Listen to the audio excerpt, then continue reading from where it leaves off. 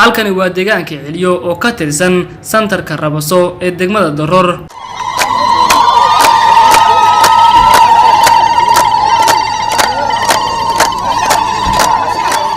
mashxarada iyo alalaaska haweenkani ma aha gaaf aroos balse waa arin uguba oo hore uga dhicin deegaankan 33 sanadood ee la soo dhaafay.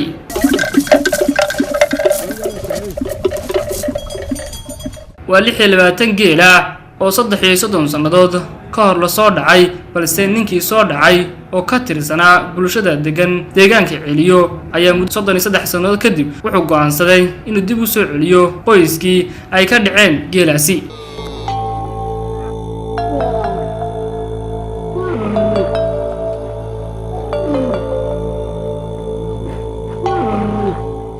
haddaba geelan oo laba qaybood ah ayaa waxaa sharaxaad ka bixiyay raggii soo dhacay oo ka mid yahay Yuusuf Garow waana kan isagoo la hadlaya telefishinka Home Cable oo deegaankaasi ka soo waramay.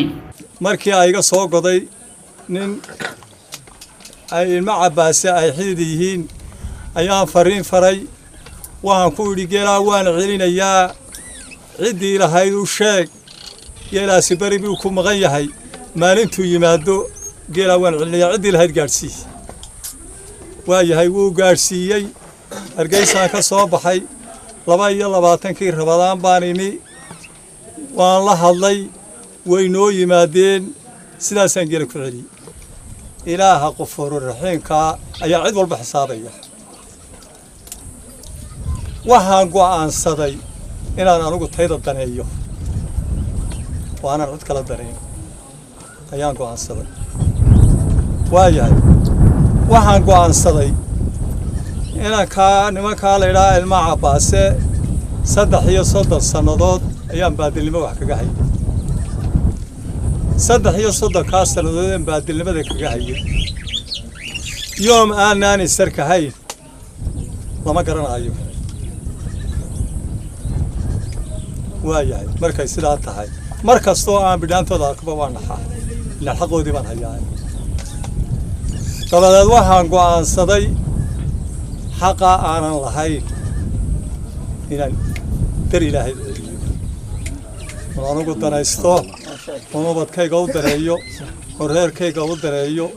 وإسلام ما ده إذا أنا دريو أيام قوان صدق سيدا أمر كي تهاي وما دوّر على يار واحد كلا هاي سا حق بدن أنت نقول معه واحد لا يهاي نيك حق بنادن هيا سلام لقى أقبل مايو صونا لقى أقبل ما ولا ده سما فديان واحد سلادو لقى أقبل يا مترو نك حق بني آدم هيا واحد صونا لقى أقبل يا أنا مترو واحد لا يعني ولا لا يال تدور على بيننا تدور على الشيء ويلي ياب في بين السنة نفوا ربا واركتنا هالكاركتين بالجلينية واحد لا يوانا جا أنا سمايني ومضى نكي حق بني آدم هيا هاكو بيدو dadweynuhu dhamaantii amba maamulaha wata amba odayaalaha ta amba dadweynaha tagidii waa wada salaameen inta ka bacdigeed markan ka hadlay geela waxaan hayay anigu 33 sanadood 33 ka sanadood nimanka geela le degmada awaara waan wada joogay magaalada waan ku wada qeyr jir waxaan iska naqan ninka Umar la ilaalin ma cabaase arigoon wada qeyr jiray geelisay inaan hayaan mu ogeyn waxa ila noqotay inaan xaraan xaq aabilaadan in hayo ninkaan dariska nahayn wada dhalanay in xigtada nahayn geelisa hayo weeylo noqon weydo waxa ugu dhacday inaan celiyo idii Ramadaan anagu Hargeysa joognaa ninka reer Axmed Barkalla la ilaa Sheekh Axmed oo reer awaareemka deegaanka awaare degan baan ku nimankii geela ilma cabaasa waxaad ku tiraa geel soo doonta ilaa 10 dhawtay iyo ilaa maalinta idii arrafo inta waan sugay waxay la noqotay xaraan inaan iska celiyo oo aan isticmaalin geeli waan gudoosiyay wixii hore igaga baxayna way iga saamaxeen oo waan is saamaxnay nimankii ilma cabaase geelaasina wuxuu ahaa 9 halaad 3 imanka dhashay sidaasaan isugu ducaynay waanu laba habeen baan wada joognay iyo laba maalmood وأنا وكالة دعاء سنة قلنا أساسي جدونتين يقدر فعل يوحنا كفاني كرو والله تكون قراعي كربي سميينه وأنا قوم هالعلنية qoladii maartay geela bixisay ee geela iska soo celisay kadib markay diintii fahmeen ay yaqaansaneen xaaraanta wax fiican inaan ahayna waxaan u ballan qaadayaa horta labada nin ee geela celiyayba inaan shaqaalaysiiyo oo mushahar weligood u socda aanu degmadayda uga sameeyay hadii ilaahay ka dhigo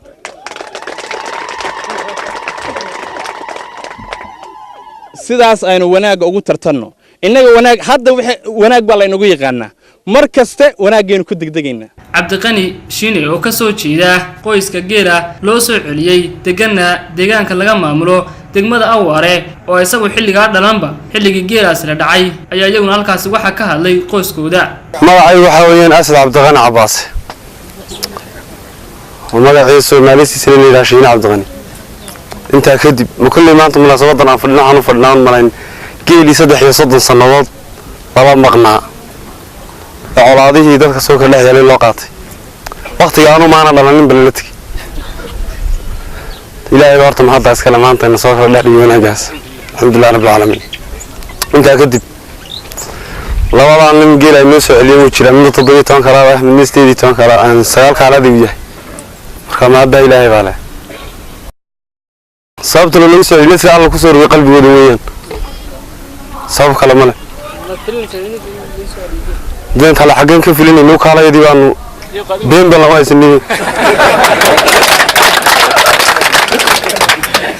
إن وان شوقي مالنتها حاضر بانها نوين بانها ولبا حلقي جيل رجع سعيلين يي إن بلن باق هذا شوا أنا وانو بتراعى بس جيل كلا دون طبعاً مرة بابا إن بدني لهذي مركا وحويان إن بلن بمارتي لحقتني مركا سدا ولد عدول كيس متشفي إلهي هرت بجيلة كسر عليين. مركا كله عويان وحان الله ومضى كله كله وحكستوا يا إسامبا إنه وقف ولا آخر يدي سنتي ولا شذا وح حق ولا الكيه وهايو ويسيء اللي يسقوا عن إنه يدرني اللي فيه سكيلة توضنينية خفل بحسابك قدام بس الدنيا ولا نشوفنا أنا أقول لي واحد شوفنا وما المعون هذا مش أنت هجنا هاي هذا الكلام خالد يوم بنت هجنا وأنا رأي يسمع الدنيا كل كيساس وكلام مرة أنا قف الروح فرن من آخريتي الأشطة. كيلونا أنت ترى العشرين سجال ميلا سجال بيه هيد ميلا وحياة هيد تطبيعهم بيه. مركا سدا الشيء بي مارتي يكو حفظنتها. وحنا ورت غير كسدا كوكل تجمينه. تاسنا أنا مارتي تاسن يوسف عليه كوكل تجمينه. حرير باكا سميننا. مركا سدا هلا يسقطه والسلام عليكم ورحمة الله وبركاته. كل كهرباء واحد محل إلهي إنتنا بالجلية سبوكه. لا هسان كل كهرباء محل. خلواتك. لا بدأ دقني. شو كان دقيقة كقوة وغاشة. تد كإسلام كيسوي وحنا سلام يا سلام الإسلام كسلام عليكم ورحمة الله وبركاته. سلام كبعدي. وحيد الله ورالها ولا يجي. إلهي وحنا كم هذين إلهي إسلام المدي نقص عليه يبغى حرانته إن حسوسية إنه لفها خيرك يلا فعلك سوالف الدنيا إنما رأي كاير ولود عيننا آخر يفتكر ولود عيننا إن إلهي علم بارك الله كره ولود عيننا إن إلهي سجى خالقه بقى إن بالرسول غيره وإنه كد عيننا وهو يلا بدن راسه ما أنت وحسوا عليه ولا بديجان ولا بس داي ولا بس أمر داي أنا لو كان كعي وحنا لا نكون كهورة وهلا حصوص إسلام الماضي وحش شهد المدي داي هلا يلعب مو ولا واحد إنك دنيني نفط هذا دي بحسابته خير هبل وحنا ما قبضته نف ولا نفط هذا دي بحساب السوق أيها لو بهين إن وحين حاران لك رأيه بوريا لك رأيه لسؤال يا بال لو بهين إن ما ضل بضيع بال لو بهين طريقة حقها تشكا إيه أقول هاي أنت شنيسة أنت راعدا وأنتي الله شيء قالوا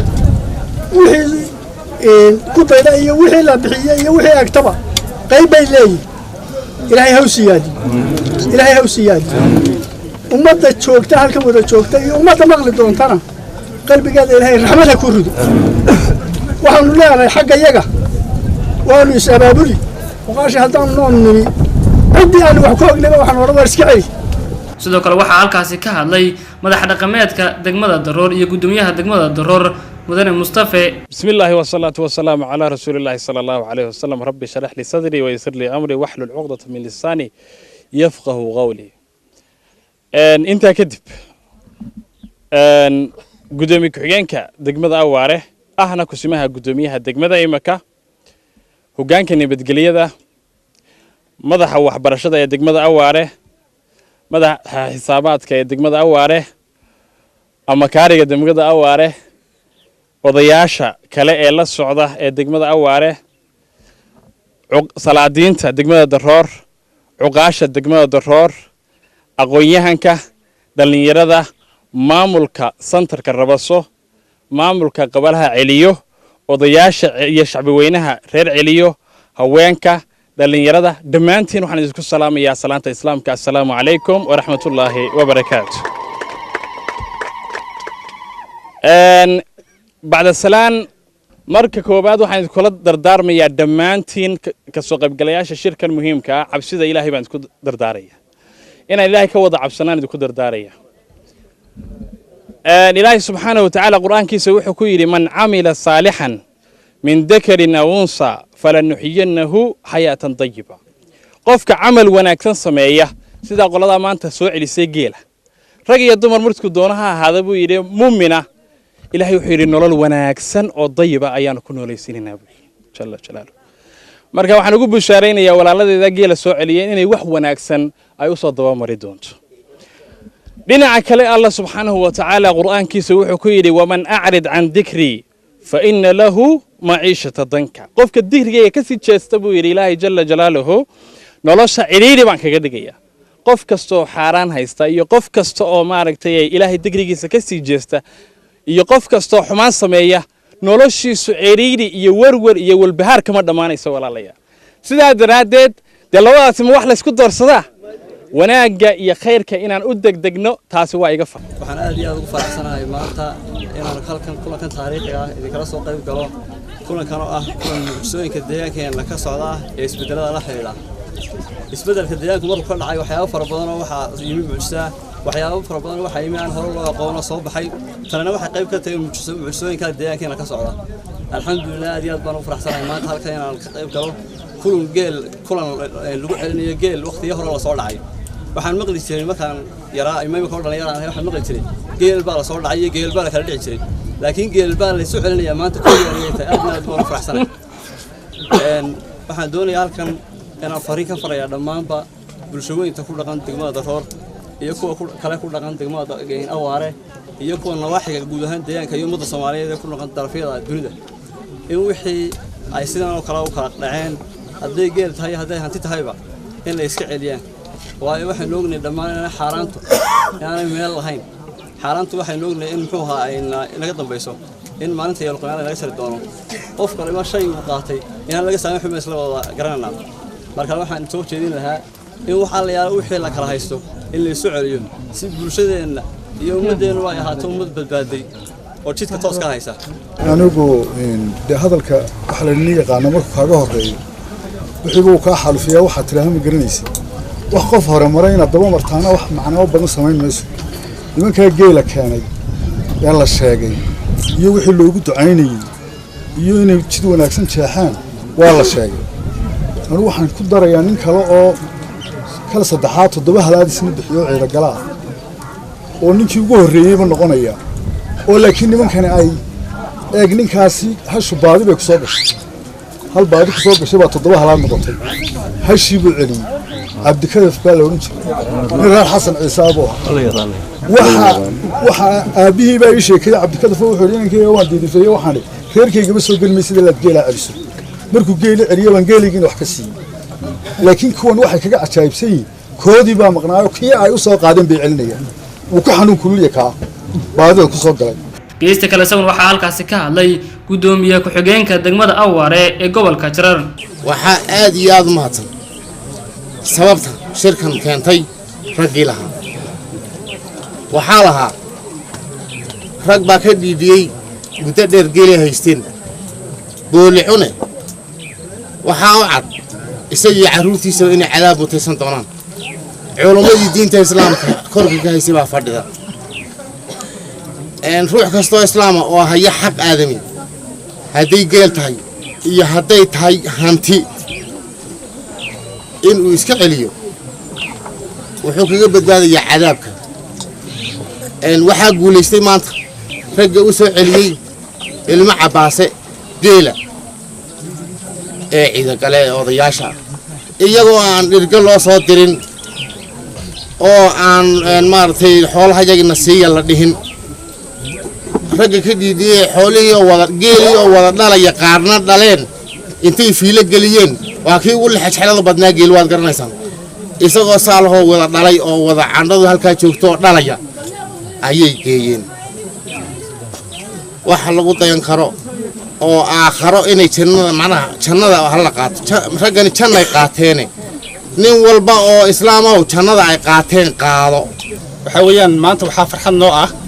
in magaranaysaa geel la kala qaaday 33 sano ka hor in maanta la soo celiyay oo mataqaana maanta ay haystaan ilmo Cabdiqani Cabbaas qoyskaas oo magaranaysaa eega geel la wareegay oo noloshooda ay iska hooseysay oo magaranaysaa eega markay geelooda heleen noloshooda ay kor soo kacday marka waxa weeyaan waa wax Ilaahay laga helo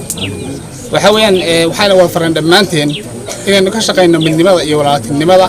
inaynu ka shaqeyno nabadgelyada dad walaalahay dad isku dhaqanahay isku diinaynahay waxa weeyaan abti iyo adeer iyo madeer iyo tal iyo ehel baynu isu walaalnahay waxa weeyaan inaynu gacmaha isqabsano oo midnimada aynu ilaashano ayaana faran dhamaanteen ta kale waxa weeyaan waxa aad iyo aad aan ugu mahadcelinayaa odayaashan magaranaysa geeli 33 sano ka hor ay dhaceen ama xilligii dhibaatooyinka ay jireen magaranaysa geelooda iyaga laftkooda la dhacay iyaguna geelan kale ugu magaranaysa dhacay waxaan ugu mahadcelinayaa maanta inay magaranaysa aad bay ugu mahadsan yihiin waan ugu mahadcelinayaa ta kale waxa weeyaan iyagana xoolihii laga dhacay insha Allah inuu Ilaahay u soo dhaweeyo ayaan Ilaahay uga baryaynaa reer Israaq iyo ciidagale midba waxba ka maqnaa reer Israaq lacagta ka maqnay iyo madaxnimada ciidagalana waxa ka maqnaa diinta ciidagala diintii uu bartay reer Israaqna maanta madaxdiina weeyiin lacagtiina way helanoo meel aanay adduunka ka joogin ma jirto geeliina lacag hayna way ogaadeen markii geel ay jeclaayeen ka dudumanayeen maahe horta way soo celinayaan ka daayay guliska ciidagalana diintii uu bartay ciidagalana diintii uu barto neef damba qaadi maayo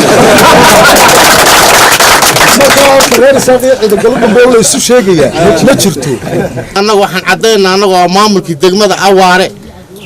in aan macnaha la ilmaynay lana qiiroonnay abaabulka wanaagsan ay soo sameeyeen dadka waxgaradkii iyagoo ay sababeen ragga celiya hantida iyagoo ka cararaya cadaabada Ilaahay sameeyay boqolkiiba boqol shirkan waa boqolkiiba boqol shirarka macnaha percent baa ka dhiman jiray waxba la diiday jiray oo ka dhinaa shirkan waa boqolkiiba boqol cid kasta oo aragta daawanaysa dalka daafiisa joogta waxaan la socodsiinaynaa inay ku dayasho muujiyaan waxaan u mahad celinayaa bogaadinayaa hambaliyaynayaa bulshaweynta reer celiyo oo noo soo hooyay magac iyo maamuus iyo karaamo iyo wax wanaagsan runtii waxa weeyaan walaalayaal ribood baa laga keenay celiyo riboodka laga keenay waa ribood mucjiso ah laba warbixinood bay haayeen mid qolo tabliiqiina baa iga keentay oo degmada qabaliyada kala duwan maraysay waxay yiraahdeen qabaliga celiyo la yiraahdo markaanu maraynay riboodka iga keeneen xagga taariikh salaadka dadka ku dhaqan waxay yiraahdeen taariikh salaadkeedu 9 buu ahaan jiray imika 3 bilaabay salaadii oo 6 buu marayaa way guulaan taariikh salaadkeedu warkii ugu dambeeyay wuxuu sheegayaa inay 5 marayaan shantaasina insha Allah waxaan rajaynayaa shirka kadib inay galabta maqribka ka bilaabaan ilaa casarka ka bilaabaan salaada hadii Ilaahay ka dhig waxa weeyaan walaalayaal markan Ilaahay subhanahu wa ta'ala cibaadadiisu ogno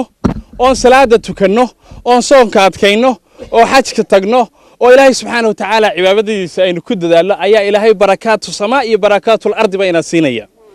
sidaas aynu fahanno waxaan markaa guud ahaan degmadeena Daroor bal doorkan sanadkan aynu xooga saaray inaynu taariikh salaadka horta tirtireen la dagaalano dabeetana waxaan u gudbaynaa barashada diinta iyo say u kala horeeyaan maaragtay acmaasha haddii ilaahay ka dhigo markaasaa aynu isjeclaanaynaa markaasaa dhulku inoo barakoobayaa markaasaynu barwaaqoonaynaa nimcada wayna kala cuni waayeenna ballan baan taa idinku qaada haddii sidaa aynu samayno intaas ay dhacayso insha allah biidni illaahi tacaala waxa weeye ciidagale waxaa la odhan jiray ciidagale nimaan geel lahayn waa cirka utu ciidagale waxaa la yidhi alla kacabsigu waa 12 buu ciidagale alla kacabsigii maanta haya labadiina wuu daytay ilaahay labadana ha siiyo taas taa weeyaane mid ka horeysay sheekadeedaan hayana ciidagale celiyo oo ka badan imakana 3 nin bay maraysaa tiradii war waxaanu leenahay ilaahay sidaa u bilowdee sabab ha u noqoto dad badan oo xaaraan haysta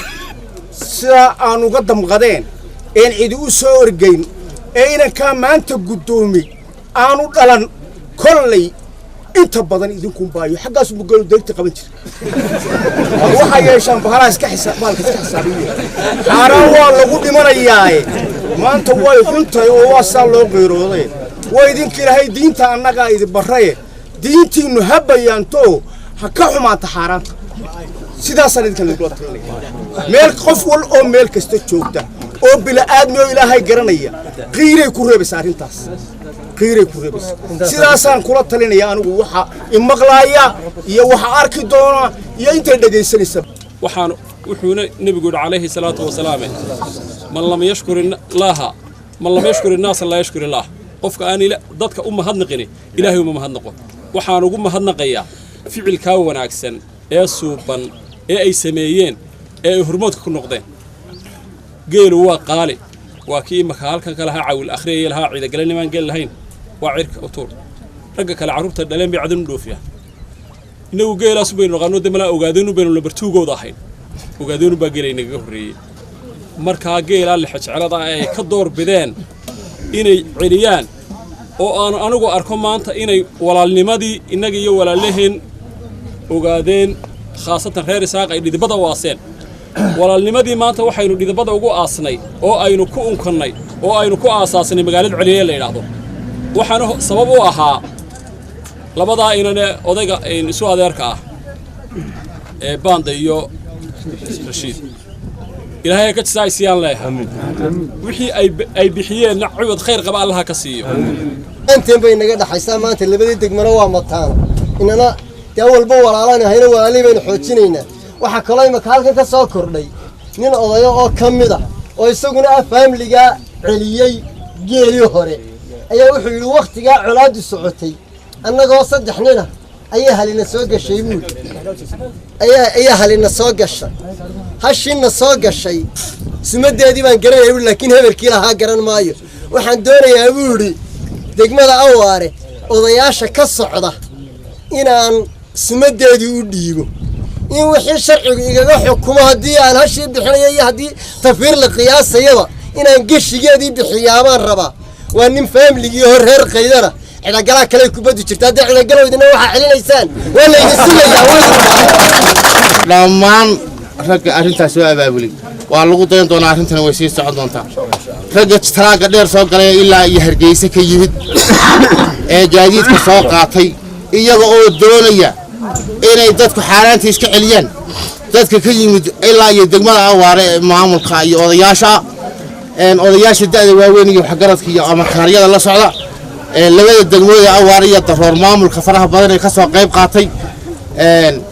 waxaan ugu hambalyeynaya oo ugu mahad celinaya in ay shirkan noqdo shir garaadku waa shir nasiib badan oo lagu wada lixi doono horumar baynu doonaynaa horeynu soconaa insha Allah biidni Ilaahi ta'ala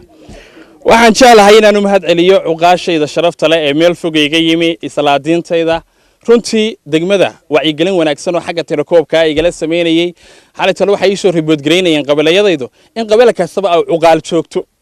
taasi waxa weeyaan waa shaqo aad nala qabateen waa abaal aan idin hayno waa inaad nala shaqeysaan aad baan u jeclay odayaasha dhaqanka hogaaminta dhaqanka ee odayaasha dhammaantiin rag iyo dumarba inay maaragtay sidoo kale nagala caawiyaan wixii horumarka degmada ah aad iyo aad baan ugu taageerayaa santarka Rabasana waan ku bogaadinayaa hawshan ay soo qabanqaabiyeen Axmed Naasir oo kamida maaragtay ganacsatada reer Celiyo oo isna kaalin weyn ku lahaa runtii abaabulkii hawshan iyo shirkan waan u mahadcelinayaa waxaan fariin u farayaa bulshooyinka ku dhaqan deegaankeena Soomaalida iyo tan caalamkaba in yani ruux ibni aadan xaqiisa ruuxi hayow in aad u soo celiso ruuxi aad ka haysay ama ha yaraato ama ha badnaato waxa weeyaan wax ibni aadan u leeyahay haddaad ku seexato oo magaranaysa cabto oo cunto nin walba aakhira ka dambaysa waxa weeyaan sidoo gudoomiyuhu sheegay nin walba yani 1 mitir oo yaa la gelin iniga maan wixii aad magaranaysa qabsatay iyo noloshaadii ba halkan ba lagu weydiin dhammaan dadka shirkan ka soo qayb galay ilaahay ha dilacsiyo intayna kala direerin cirku ha soo horo maamul baan nahay inaan ducayno oo hogaamin baan nahay si degdeg ah Allah aqbalan maanta kulanka nabadeed ee beesha ciidagaliya reer saaq ka ducayno Allah aqbalo sidii uu gudoomiye ku xigeenku degmada Awaare sameeyay aniguna waan raacinaya ducada ilaahay roob ha inoo shubo ilaahay shirka markaan kala dareeray kadib roob ha inoo shubo ilaahay abaarta inaga soo jabiyo Soomaalida walaalnimadeedana halkan ka bilaabayna haddaynu inagu walaalowno laba isaga kan fogaama jirino sida isu diri jiray waxaan leeyahay Soomaalida kalena hanu dayato kuwa imaka baranaya shirarka Soomaalida imaka iyadoo waxna kala faquuqayana iyana waxa halka marinaya qoranaga iyo reer isaaq baa wada joogno gowla cid kale tagayna ha karaama seegina waxaan anigu boqolkiiba boqol taageersanay madaxweynaha Cagjar ninkaas waa nin wanaagsan waa Soomaali wallahi sidoo wuxuu wado Soomaali horta imaka wax maamusha laba nin baan ugu jecel labadan midna reerkayga maaha ninna waa in Cagjar ninna waa ninka Dani leeyahay Dani ee imaka maanta dhaweyta la doorto labadan ninba waxaan ku jeclaaday hadalka siday u wadaan iyo dawladaha dhiseen siday u dhiseen waxaan leeyahay war Soomaalida labada ku deedan kuwa madaxda wax xukuma meelaha kala jooga ee la nuunaynaya waxa xukumaan ninka madaxdiina markuu heerkooda uu yiraahdo war aniga kursigii fadhiya adigu ii fadhi wallahi markaas muu madax noqonaya Mustafa Cagjar maanta iyo berri iyo saa dambe Mustafa Cagjar maanta iyo berri iyo saa dambe waan hambalyeynaya waxaan leeyahay anagu haddaanu nahay dadka halkan yaala haddaanu nahay dadkii dagaalada iyo mushkiladu waligoodba ku jiray maanta Soomaali baan doonaynaa waxaanu doonaynaa Soomaalida Itoobiya midowda waxaan kala qoqob dooni mayno dir dooni mayno daaro dooni mayno idina daaro dhiga anana dir waan dhigaynaa inagoo midaysan wax walba aan qabsano waxa kale oo aan halkan uga bushaareynaya labada maamul midna ay madaxweynaha isku magac yihiin iyo aniga badde ilaa waa sanadkii Mustafayaashe iyo gudoomiyaha kale ee daro in maxayde Awaare waxay arintan u tahay magac waayo sababtoo ah Soomaali waxa ragaadiyay baabiyay horta waxa ahayd waa culaadu iyo mushkiladaha ay haystaa waa dagaal waxa aynu la maxayde horumar weynay ee aynu boqolka sanadood dib ugu noqonnay midba midun buu maxayde qaniisay midba midun buu boqraa goynaya arrintaasi waxaan anigu aaminsanahay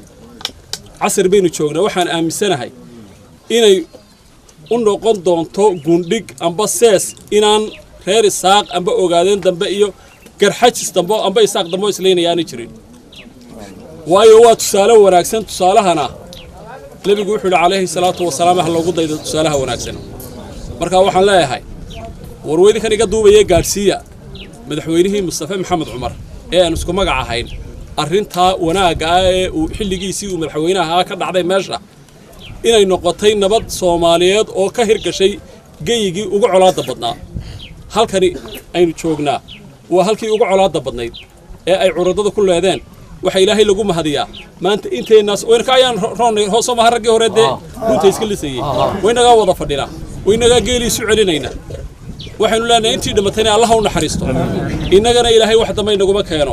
hadalka kulli madaxdii baa iga dambaysa maamulkii baa inaga jooga waxaan leeyahay waan ku jeedsanayaa ku bishaareysta Mustafa inaan yaro daayir baatay kaamo weyna iska yaro careysto ninka wadaga kale isna waxaan leeyahay ku bishaareysta arrintaasi madaxweynahana waan gaarsiiyay magacayga iyo muuqaygana uu garanaya hadda isku magacaabana waan wada fadhiisanay marka idinku ku bishaareysta in maxay leeyihiin dilacsiin doono maadaama odayaal loogu tiin maadaama madax iyo mas'uulba loogu tiin dee waa nasiibkiin hal waliba halkay ku dhashaa waa ayaankeed idina waa ka nasiib roontiin kuwii kale maxay dhahay meelaha marmarayay waa ka nasiib kale waxa weeyaan walaalayaal degmada Awaare iyo degmada Daroor annagu haddaan nahay degmada Daroor istiraatiiji ahaan waxaan qaadanay 20 sano soo socota waxa xoog la saaraya waa maxay dhaqaalahan iska dhisno iyo waxbarashadan iska dhisno sidaas markay tahay degmooyinka jaarka oo dhan waxaan qaadanay istiraatiijiyad aan kula wadaaloobayno nabad kula seexayno iskaashi kula seexayno degmada Awaare ka mid ah degmooyinka aan iskaashiga wanaagsan aan kula seexayno waxaan anagii Awaare isla garanay in ganacsiga aanu isu furfuro oo ninka reer Daroor markuu ganacsi Awaare ka samaysanayo sida ka reer Awaare loogu adeego si ka fiican loogu adeego saasi la mid ahna ninka reer Awaare markuu ganacsi ka samaysanayo Daroor ama aagiisa u marayo aanu fadhiga uga kacno taasi waxay keenaysaa isjacayl iyo isu soo dhawaansho waxaan isla qaadanay waa ka madax xafiisadkii waxbarashada mudane Asad fadhiye ee degmada Awaare waxaan isla qaadanay in waxbarashada caruurta Daroor iyo caruurta Awaare ay tartamaan dibadda saaxiib noqdaan marka la soo tartato uu Awaare yimaado ama inankii Awaare Daroor yimaado saaxiib uu samaysan ku yeelanaya doorka dambu tagaya Awaare qariib kuma noqonaya saaxiibkii uu ku hagaagaya sidaa daraadtaas waxay keenaysaa isdhexgalka bulshadu inay bulshadu markaas sii jeclaato waxa weeyaan maanta shirka aan isugu nimid farxadda leh sida fiican loo soo agaasimay lagu duceeyay geela lagu qalay sida wanaagsan sharafta loo soo dhaweeyay dadweynihii magaalada soo dhaweeyay deegaanka qabalayga celiyo ayaan aad iyo aad u mahadcelinayaa horumar baynu doonaynaa horeyna u soconaa insha Allah biidnillaahi taala waxaan jeclahay inaan u mahadceliyo cuqaashayda sharafta leh ee meel fog iga yimi islaadiintayda runtii degmada wacyigelin wanaagsan oo xagga tirakoobka ay igala sameeyay xalatana waxa ay soo ribood gareynayeen qabalayadaydu in qabala kastaba ay cuqaal joogto taasi waxa weeyaan waa shaqo aad nala qabateen waa abaal aan idin hayno waa inaad nala shaqaysaan aad baan u jeclay odayaasha dhaqanka hogaaminta dhaqanka ee odayaasha dhammaantiin rag iyo dumarba inay maaragtay sidoo kale nagala caawiyaan wixii horumarka degmada ah aad iyo aad baan ugu taageerayaa santarka Rabasana waan ku bogaadinayaa hawshan ay soo qabanqaabiyeen Axmed Naasir oo kamida maaragtay ganacsatada reer Celiyo oo isna kaalin weyn ku lahaa runtii abaabulkii hawshan iyo shirkan waan u mahadcelinayaa bulshada Soomaalida way soo mareen taariikho badan oo ay kala dhici jireen xoolaha iyo hantida kale ayaa hadda waxa deegaanka Soomaalida ee dalka Itoobiya ka suura gashay in bulshadu ay si niyad samiya isugu soo celiyaan wixii hore u kala qaateen iyagoo aynan jirin cid cadaadis ku saartay arintaasi taasi oo tusaale loo soo qaadan karo dhacdadan taariikhiga ah ee ka dhacday deegaanka Celiyo oo ka tirsan santarka Rabaso ee degmada Daroor